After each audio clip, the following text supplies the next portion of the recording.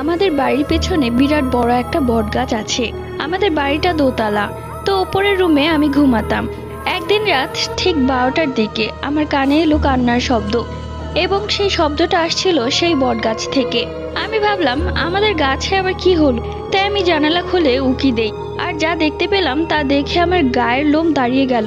আমি দেখলাম বটগাছের ওপর বসে আছে কালো লোমহর্ষক কেউ। তার মুখ দেখা যাচ্ছে না, কিন্তু কুচকুচে কালো এবং অনেক বড়, যেটা দেখে আমার গায়ের লোম দাঁড়িয়ে গেল। আমার হাত পা কাঁপছিল। আমার উচিত ছিল সেখান থেকে সরে যাওয়া আস্তে করে, কিন্তু আমার মনে হলো যে জানালাটা লাগিয়ে দেই আর কালকে মা বাবাকে বলবো। তাই আমি হাত বাড়িয়ে জানালা লাগানোর আওয়াজে সে আমার দিকে ঘুরে তাকায়।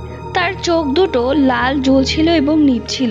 এরপর আমার আর কিছুই মনে নেই। যখন জ্ঞান ফিরলো তখন আমার মা বাবা আমার সামনে। আমি নাকি রাতভর খুব পাগলামো করেছি। এরপর হুজুর এনে আমাকে ঝাড়ফুঁক করানো হয়।